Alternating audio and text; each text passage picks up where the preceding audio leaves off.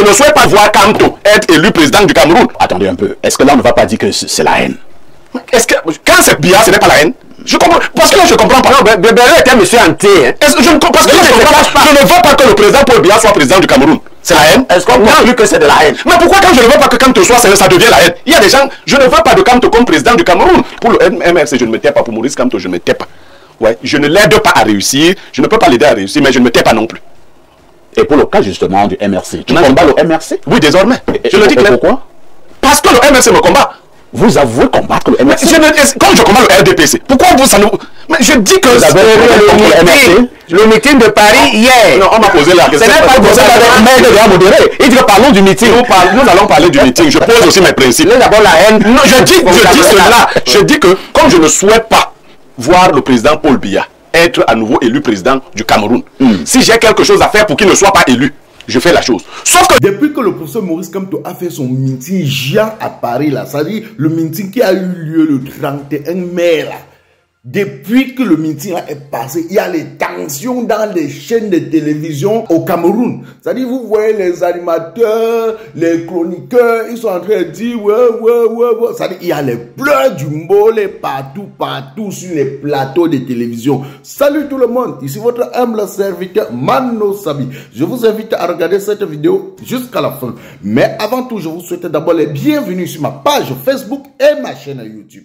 Et si vous n'êtes pas encore abonné sur ma page Facebook et ma chaîne YouTube, n'hésitez pas de vous abonner et surtout d'activer la cloche de notification pour ne plus rater mes vidéos. Comme je vous disais, depuis que le professeur Maurice Kamto a fait son meeting à Paris, je peux dire que c'est le plus grand meeting africain qui a été organisé en cette année 2025 à la diaspora. Depuis qu'il a fait son meeting là, le meeting qui a rassemblé presque tous les Camerounais de l'Europe. Depuis que le meeting là est passé, il y a les pleurs du mbolé partout, sur les chaînes de télévision. On voit les blaireaux mais pleurer de gauche à droite. On voit, en fait, regardez la vidéo et on se retrouve à la fin pour un petit débriefing. Le président Maurice Kamto, le leader du MRC, a tenu un meeting hier. C'était du côté de Paris, à la place de la République. Un meeting pour l'heure qui fait couler beaucoup d'encre et de salive. Ce matin, il est question de comprendre la portée politique de ce meeting tenu hier par Maurice Kamto du côté de Paris. Je commence par le professeur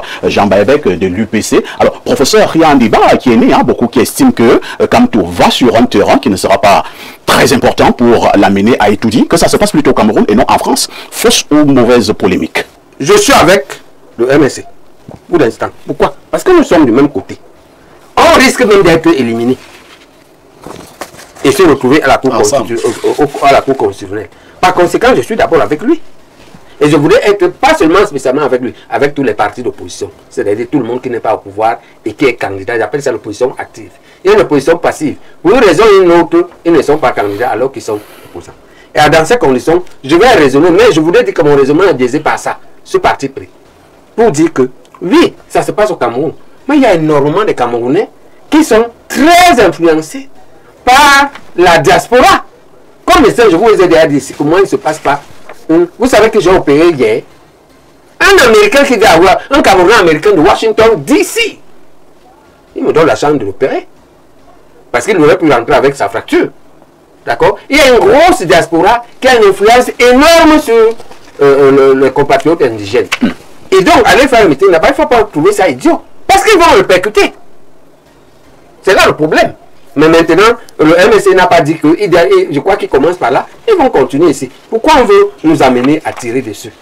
Et qu'est-ce que nous on gagne à moins qu'on soit un parti satellite du parti État au pouvoir? Qu'est-ce qu'on gagne aujourd'hui, logiquement, à combattre le MSC dans son meeting à Paris? Moi, je ne trouve pas cela un problème. Le problème, c'est que le parti État doit nous prouver qu'il est capable de faire cela aussi. Pourquoi c'est important? Mais c'est important parce qu'on sait qu'il est en conflit avec cette diaspora-là, qui lui garde la dame principale ou la première dame. C'est que ce parti veut lui refuser absolument la double ou la multiple nationalité. Voilà leur principal problème de discorde. Et ils ne savent pas se prononcer pour ça. Alors que la plupart des partis d'opposition, je crois que Mouna l'a dit clairement, sont pour qu'on libère ça, cette affaire-là. Et qu'on les juge sur leur engagement au retour, en ce qui retourne au pays. Donc moi, je ne trouve pas personnellement de problème à cela. Et je crois ici que les UPCistes que je représente, qui me soutiennent, ne vont pas dire le contraire. Très bien. Merci, professeur. Abel Elimbi Lobé, avez-vous suivi ces meetings de Maurice Kamto à Paris? Non, ça ne m'intéresse pas. Salut les amis, aujourd'hui on dit stop aux tracasseries pour envoyer de l'argent à nos proches en Afrique.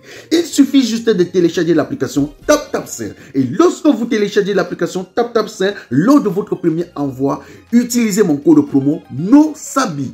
NOSABI, N-O-S-A-B-Y, tout en majuscule. Et lorsque vous utilisez mon code promo, vous bénéficiez de 5 € si vous résidez du côté de l'Europe. Et si vous résidez du côté des États-Unis ou du Canada, vous allez bénéficier de 10 $. Avec TapTapSend, même étant couché sur ton lit ou dans ton lieu de service, n'importe où, il suffit juste de sortir ton téléphone. En 2 minutes seulement, tu as déjà envoyé l'argent à tes gens en Afrique. Et tous les envois coûtent 2 € seulement.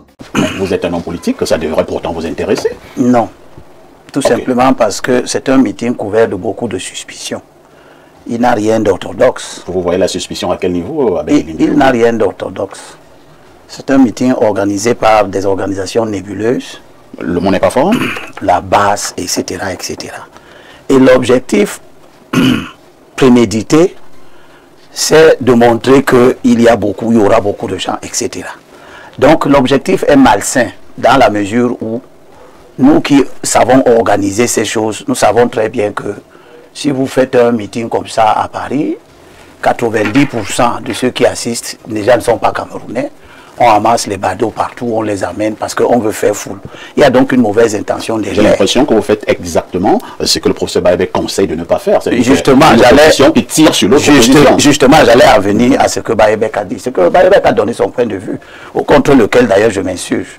L'opposition est une nébuleuse de plusieurs organisations avec plusieurs champs d'intérêt. D'ailleurs, la difficulté que cette opposition a à travailler ensemble montre très bien que elle est une constellation d'intérêts extrêmement divergents. Il n'y a aucune logique, aucun bon sens à avoir des solidarités implicites, soi-disant c'est entre nous. Les mêmes qui disent que c'est entre nous, c'est les mêmes qui trouvent que certains partis de cette opposition sont des créations du régime. Donc si vous dites que certains partis sont des créations du régime, vous allez aussi dire qu'on doit être solidaire de ces partis qui sont des excroissances du régime. Si vous dites qu'il y a des partis qui sont dans l'opposition, qui sont des fabrications du régime, vous allez dire qu'on soit solidaire d'eux. Ça veut donc montrer que cette solidarité de façade qu'on prêche, elle est insensée. L'opposition, ce n'est pas un ensemble de gens qui font la même chose. Elle n'est pas un ensemble de gens qui ont les mêmes origines. Elle n'est pas un ensemble de gens qui ont les mêmes trajectoires. C'est pour ça que depuis toujours, je dis ici que éviter les attelages disparates. Je ne suis donc pas dans la logique de Baïbek. Certaines organisations qui se réclament de l'opposition travaillent à nous empêcher d'atteindre les objectifs que nous voulons. Donc, quand une organisation décide d'aller faire un meeting, j'ai parfaitement le droit de regarder la portée de cette affaire. Je voudrais rappeler ici que en 2011, chiffre de l'Elections Cameroun, il y avait à l'étranger effectif des inscrits 24 372 personnes. Si vous revenez en 2011, ça fait déjà vieux hein, en termes de statistiques. Laissez-moi continuer. Ils étaient 24 371 personnes. Aujourd'hui, au 30 décembre 2024, chiffre de l'Elections Cameroun, ils sont 26 800 personnes. Dans toute la diaspora, 26 000 personnes au 30 décembre. C'est pour démontrer que ça a eu une portée faite. C'est pour démontrer que, si vous avez donc 26 000 personnes pour tout le monde entier, à l'exception du Cameroun, et que vous faites un meeting, on va vous dire qu'il y avait 200 000 personnes, ça veut dire que c'est moins, ces 200 000 personnes ne sont pas des personnes déterminantes. Elles ne sont pas celles qui sont inscrites sur les listes électorales. Elles ont été mobilisées là pour des besoins, des effets d'annonce. Et nous avons affaire à un candidat et un parti qui n'existe que par des effets d'annonce. Lémi Lobé, laissons d'abord les effets d'annonce. Hein. Moi, je suis journaliste et là, je m'occupe ce matin prioritairement des faits. Parlant du meeting de Paris, je vois une marée humaine. Oui. Alors, lorsqu'on est un leader politique avec une telle marée humaine à quelques mois d'une élection présidentielle et lorsqu'on est candidat déclaré à cette présidentielle, est-ce que ça ne galvanise pas? Est-ce que ça ne montre pas la portée politique d'un homme comme celui-là, c'est-à-dire Maurice Kamto? Les images sont devant nous. Je réponds, et c'est très important parce que ce n'est pas la première fois que ça se passe comme ça. Ouais. En 92, là il est à 4 mois de l'élection, 2 mois de convocation du corps électoral. En 92, c'était pendant la campagne électorale. Où John Foudi a fait des meetings ici de plus de 40 000 personnes. Ici, à Yaoundé, il a terminé ici.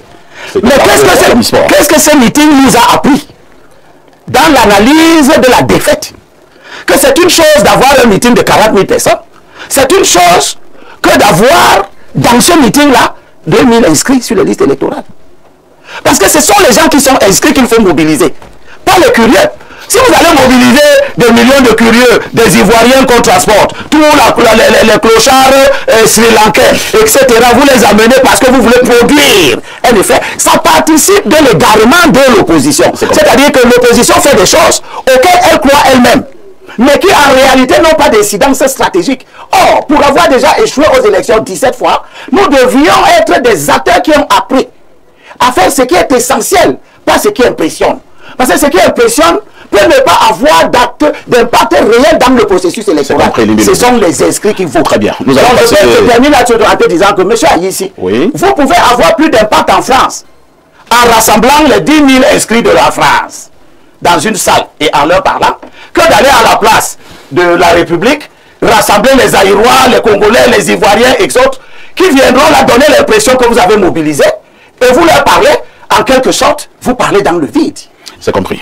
Valère Bessala, à quelques semaines de la convocation du corps électoral, quel est le regard que vous jetez sur ce meeting de Maurice Kamto du côté de Paris? C'était hier. Est-ce que nous devons quand même souligner que M. Kamto vient de placer un grand coup politique? L'objectif, c'est le changement. Tout à fait.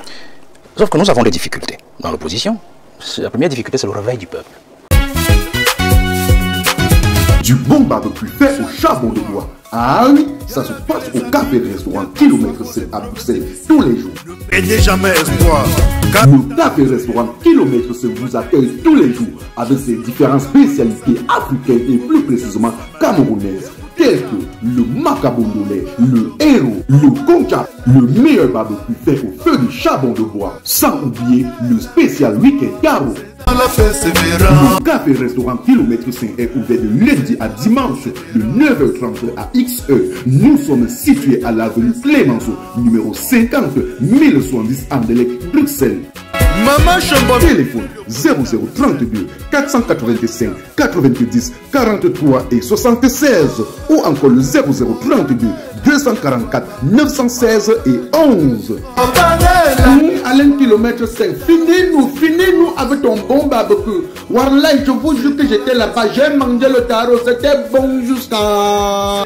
Qui est endormi, qui est envoûté, qui est dans un ersatz social, qui fait que on éprouve d'énormes difficultés à lui faire passer le message de la nécessité de la sanction du régime actuel. Et donc, toutes les actions sont bonnes, nécessaires et les bienvenues pour réveiller le peuple. Parce qu'il faut comprendre que l'objectif majeur, certes, d'un parti politique, selon la Constitution, c'est l'animation de la vie politique, la conquête du suffrage et du pouvoir. Mais il y a le travail de fond que chaque parti doit faire. C'est-à-dire, c'est de réveiller le peuple qui dort. Parce que notre situation, par exemple, au Cameroun, n'est pas comme celle du Sénégal. Je préfère prendre ces deux pays, compte tenu de l'actualité récente. C'est-à-dire, au Sénégal, on sait que les institutions sont déjà établies. Elles sont fortes. Les individus ne sont pas au-dessus des lois, ni au-dessus des institutions. Et le peuple a un éveil politique qui n'est pas comparable à celui du Cameroun. Le Camerounais dort encore politiquement. Et nous l'avons vu. Et donc, quand nous parlons de ce parti politique qu'est le MRC, moi, je vais leur tirer d'abord un coup de chapeau. Parce que, en politique, la première chose, c'est d'abord la communication. On peut avoir des types de communication, mais la première communication dans notre contexte qui correspond au type de Camerounais que nous avons en politique qui dort, c'est la communication d'éveil. Ce parti travaille pour nous tous. Parce qu'en fait, nous avons un problème commun en fond. C'est que le peuple dort, monsieur Parfait, ici. Et ce peuple, il faut le réveiller, il faut le réveiller. Et aller à la diaspora, justement, c'est de sensibiliser la diaspora pour dire, vous pouvez encore réveiller ceux qui sont au pays, ceux qui dépendent de vous. Parce que le travail que nous faisons au pays, nous le faisons de manière générique. Mais le travail que vous faites dans la diaspora, vous pouvez réveiller ceux qui sont au pays afin qu'ils suivent le mouvement du changement. Très bien, c'est compris, Valère. Alors, je ne sais pas pourquoi Libye lève absolument oui, vraiment, ça devait être le temps de parole de Pierre Blériot. Vraiment, vous avez maximum 2 minutes. Oui, pour dire que l'analyse que Valère vient de faire est extrêmement simpliste. Premièrement, vous voyez une foule, il dit 50 000 personnes. Qui vous dit que ce sont des Camerounais? Qu'est-ce que vous n'avez pas la preuve que ce ne sont pas les Camerounais? Voilà, ça veut donc dire qu'on ne peut donc pas faire ce type de raccourci en disant qu'il y avait 50 000 Camerounais là-bas qui vont impacter sur les familles ici. C'est une hérésie. Vous avez une foule qui s'est rassemblée. Vous ne savez pas la structure de cette foule. Et vous partez de cette foule pour expliquer un impact sur le pays. C'est justement ce type de vision. Non, vous allez terminer. Vous dites que vous avez une foule. On est d'accord. Nous sommes en politique. J'insiste que nous sommes en politique. Est-ce que tout leader peut faire foule? Oui, tout leader peut faire foule. Vous êtes sérieux là? Oui. Tout leader peut faire foule. C'est une question d'organisation. Comment vous faites pour faire foule? Il y a celui qui fait son meeting, il le proclame. Et parce qu'il y a une adhésion, les gens viennent. Il y a celui qui fait son meeting, il fait venir les gens. Donc, on peut faire foule. Ce que moi, je vois dans l'analyse de Valère Bessala, c'est le refus systématique de tirer les leçons de notre passé politique. Ces choses ont déjà eu lieu. Elles ne nous ont pas apporté un flot d'électeurs. John Fundi a fait des meetings à Washington en 92. Et Dieu sait que là, on avait une véritable popularité. Il n'y avait pas un leader controversé à l'intérieur qui allait faire foule à l'extérieur. Et là, les suffrages valablement obtenus à cette époque, en 92, à l'étranger, n'étaient pas de nature à déclencher la réussite. Donc, nous avons dans l'opposition camerounaise des acteurs et des courants de pensée qui pensent qu'ils refont la roue. Ils pensent qu'ils font quelque chose de nouveau, alors qu'ils sont exactement dans le déni des leçons qu'il faut tirer de ce qui a déjà eu lieu. Nous savons aujourd'hui que ce qui est important dans la mobilisation, c'est la mobilisation des électeurs. C'est compris. Voilà, pas des curieux. Merci. Pierre Blériot Niamek, en préparant cette émission, quelqu'un me faisait comprendre que Kamto est resté dans l'émotionnel, alors que nous devons rester dans le rationnel. Oui, moi, en préparant l'émission, quelqu'un de la diaspora m'a appelé pour me dire que Blériot, je sais que Kamto t'a énervé quand il a dit qu'Info TV est une chaîne tribale. Et que tu peux au moins te rattraper ce dimanche. Mais en général, quand tu parles, dis les choses de manière objective. On va influencer ta pensée. Non, il me l'a dit, parce que c'est ça que nous aimons écouter. Et quand j'ai écouté le copaléniste Valère Bessala, il a fait une introduction en posant un problème de principe. Oui. Lui, s'il ne peut pas t'aider à réussir, il se tait. Oui. Non, personne n'a ce principe au monde. Personne ne sait ce que Socrate dit exactement. Pourquoi? Il ne peut pas aider le RDPC à réussir. Il ne s'était pas. Il combat le RDPC. Si tu fais les mauvaises choses, je te combats. C'est-à-dire, je ne t'ai pas réussi ici. Si tu me vois en train d'entreprendre une mauvaise chose vis-à-vis de toi, tu me combats. Tu ne te tais pas. Je ne me tais pas. Pour le MRC, je ne me tais pas. Pour Maurice Kamto, je ne me tais pas. Ouais. Je ne l'aide pas à réussir. Je ne peux pas l'aider à réussir, mais je ne me tais pas non plus. Et pour le cas justement du MRC, tu combats le MRC? Oui, désormais. Je le dis clairement. Pourquoi? Parce que le MRC me combat. Vous avouez combattre le MRC? Comme je combats le RDPC, pourquoi vous ça nous...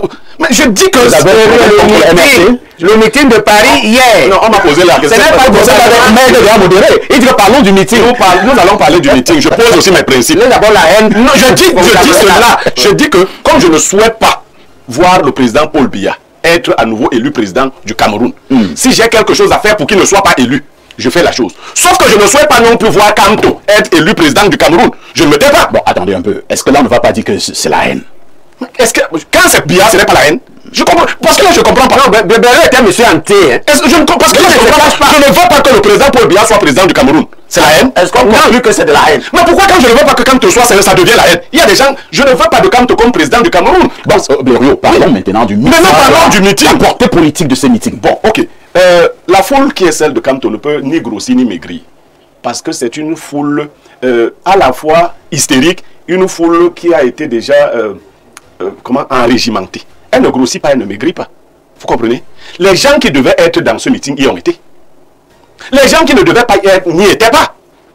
Est-ce que ça a un impact? Même au Cameroun, les gens qui vont voter le MRC sont connus déjà. Ils ne vont pas s'ajouter.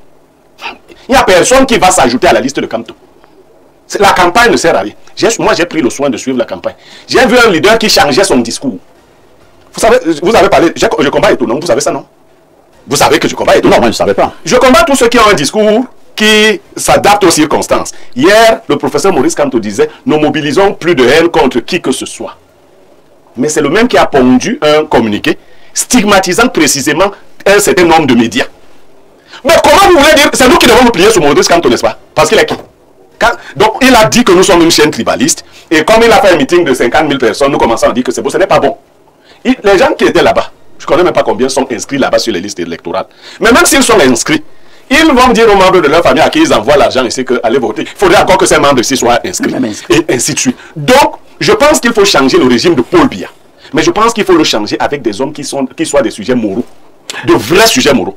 Je ne pense pas qu'il faille utiliser une certaine technique d'endormissement pour qu'à la fin nous nous retrouvions à dire que la peur de l'épervier vous a poussé à aller dans la cage du renard. J'ai cette peur de l'épervier, Paul Biya étant un poussin. Mais le renard fait pire que l'épervier. Si je me retrouve dans la cage du renard, je vais être bien accueilli, mais je serai bien mangé aussi. Professeur Bayebek, on a également suivi le professeur Kamto hier, répondant à ce débat de plus en plus houleux au Cameroun sur le mandat impératif. Il a qualifié ses collègues, enseignants d'université également, comme étant ceux-là qui font le droit de la rue, des quartiers, sur les plateaux de télévision. Est-ce que Maurice Kamto a besoin d'aller jusqu'à ce niveau? Est-ce qu'il n'a pas volé quand même un peu trop bas?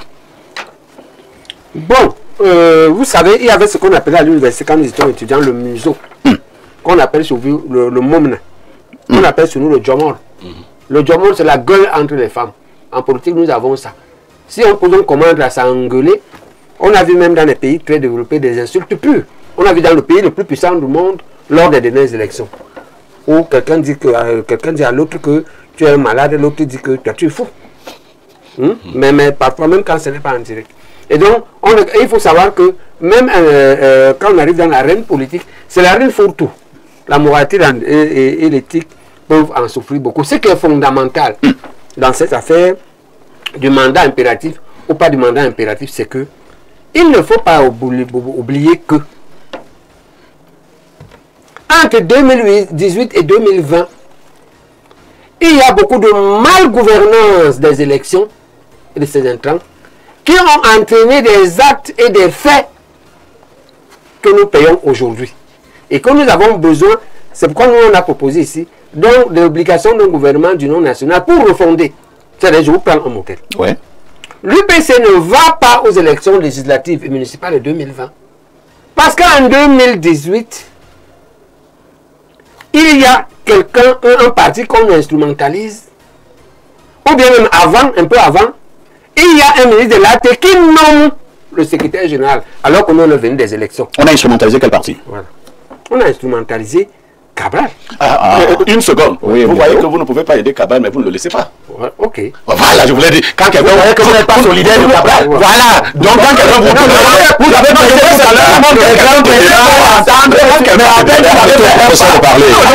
quand quelqu'un te dérange, tu ne le laisses pas. Non, on n'a pas les arbitres ici. Cabral bénéficie d'un système mafieux. Mais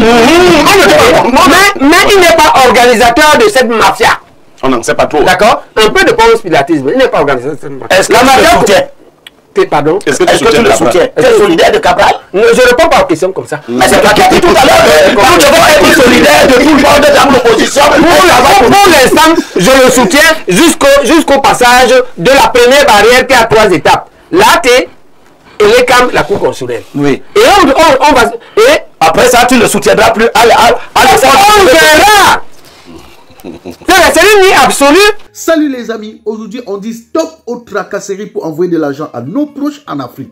Il suffit juste de télécharger l'application TapTapSend. Et lorsque vous téléchargez l'application TapTapSend, lors de votre premier envoi, utilisez mon code promo NOSABI. NOSABI, N-O-S-A-B-Y, tout en majuscule. Et lorsque vous utilisez mon code promo, vous bénéficiez de 5 € si vous résidez du côté de l'Europe. Et si vous résidez du côté des États-Unis ou du Canada, vous allez bénéficier de 10 $. Avec TapTapSend, même étant couché sur ton lit ou dans ton lieu de service, n'importe où, il suffit juste de sortir ton téléphone. En 2 minutes seulement, tu as déjà envoyé l'argent à tes gens en Afrique. Et tous les envois coûtent 2 € seulement. Pour le bonheur de souhait, joyeux anniversaire.